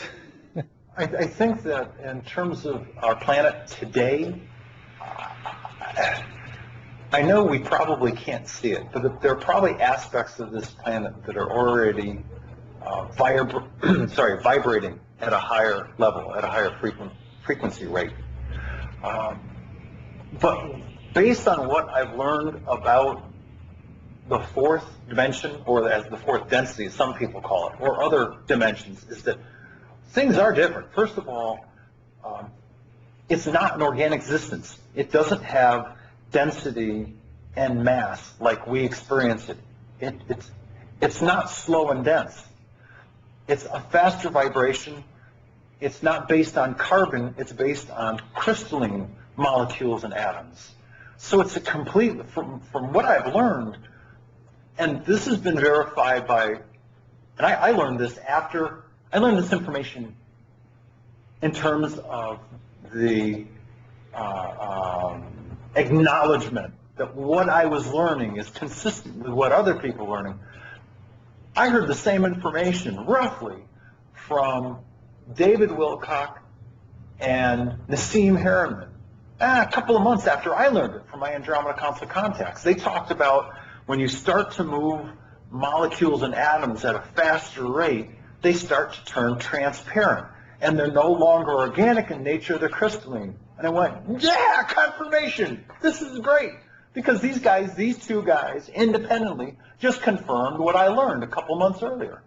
And I love it when that happens, because I'm like, oh, okay, these guys are consistent in what they're teaching me. So other people have learned the same thing about the higher dimensions, is in that they're not the same as this slower organic dimension. They're just not. And there are a whole host of other people that have experienced and have some knowledge about fourth dimensional life. Drandula Melchizedek is one of them, and there are others as well. But I understand that fourth dimension life is certainly different. I've done a couple of interviews on it, and it includes talk about seeing and hearing with far greater acuity, experiencing colors like we've never ever seen before, being able to not only manifest things, but being able to manifest ourselves here and then go to another place simply by thinking it. These are all aspects of fourth dimensional life, which we can't do currently as 3D people. How will it look when we get there exactly? I don't know, because I'm still a 3D person as I live this earth life.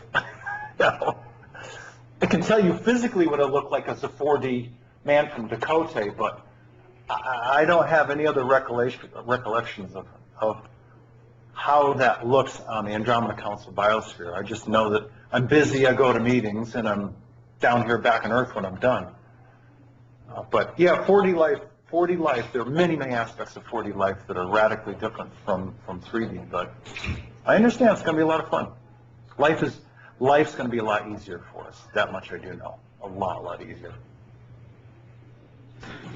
Well, I have a pile of questions coming in from all different angles, and I'd like to say we'll answer them all, but it's absolutely impossible. Too many questions, too long to answer.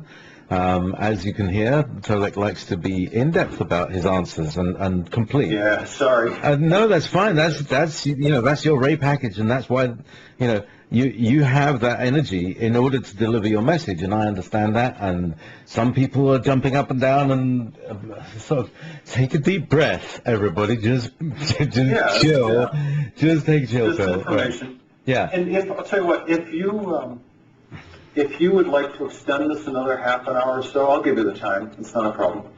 Okay. I think. Well, yeah, maybe. It's up to you. Dave. Oh, well, it's up to Dave actually, because he may have. I think he's got a show set at in a few minutes' time. But no, I think we should close up here. Okay.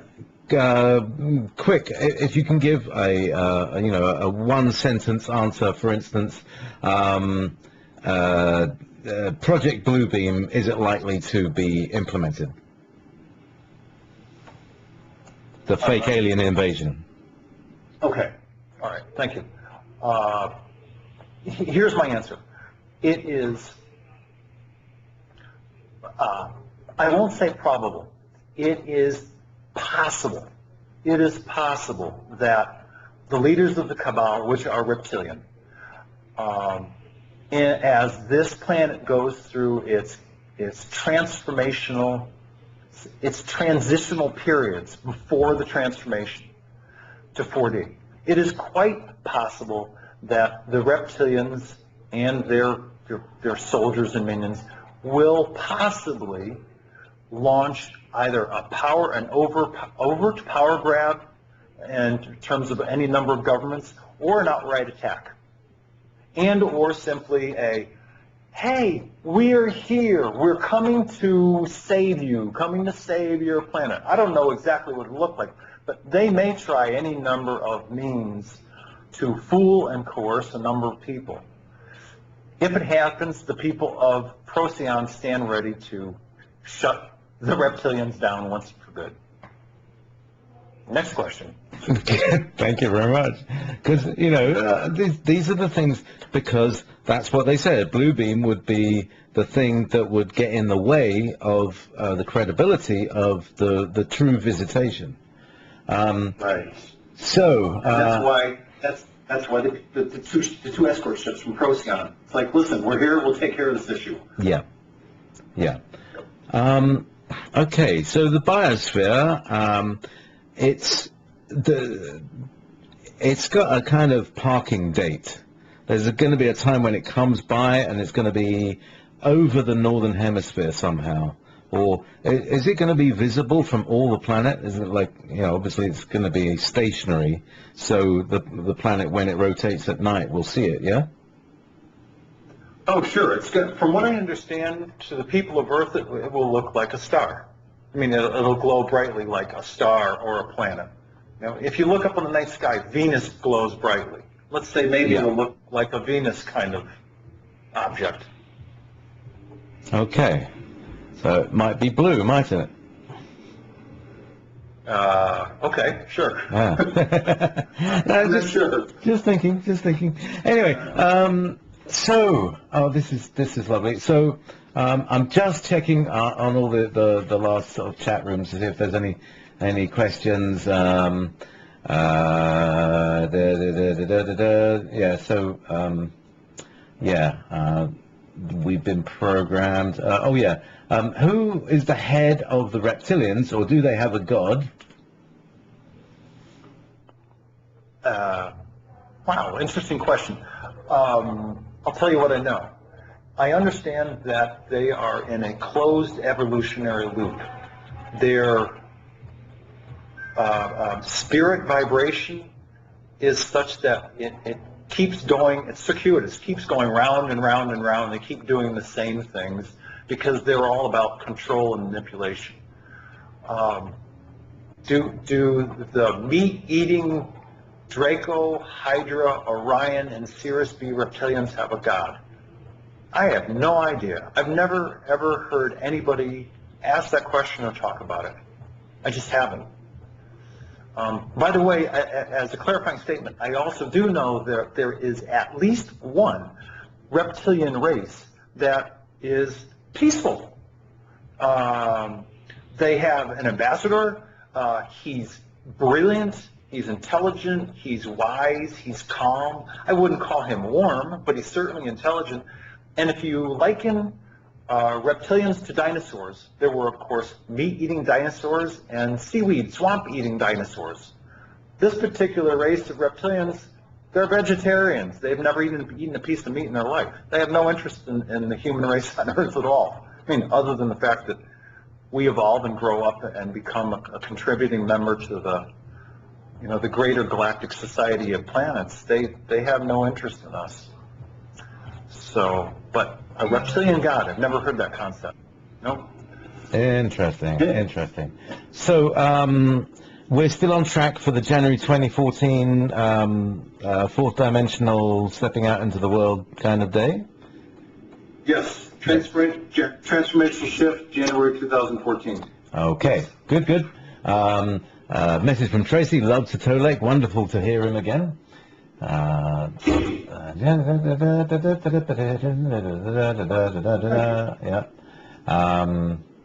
Okay.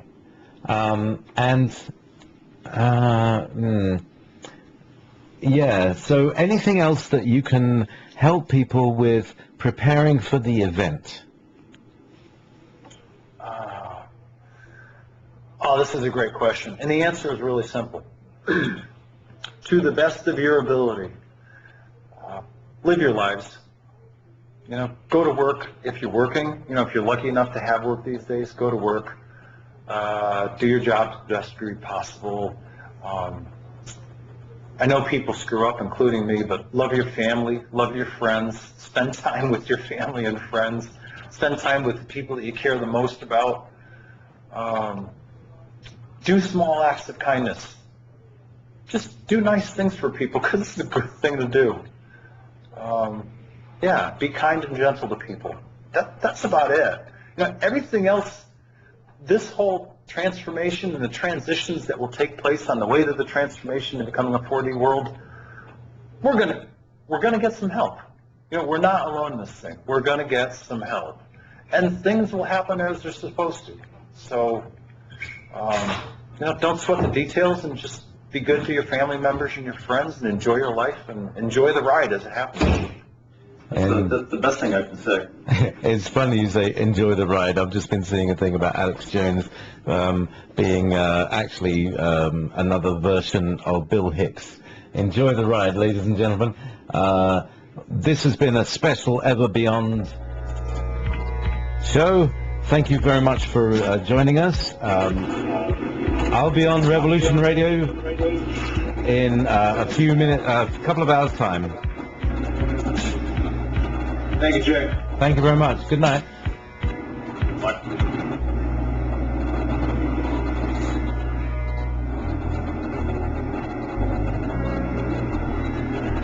Thank you, Jay. That was great. Beyond. Thank you, Tolec. I got to run. I got another show to do here in a couple minutes. God bless you, Dave. Thank you very much. Good night. Thanks for your help, Jay. What's your topic? Dave, thanks. You're welcome, Tolec. Tolec announcement.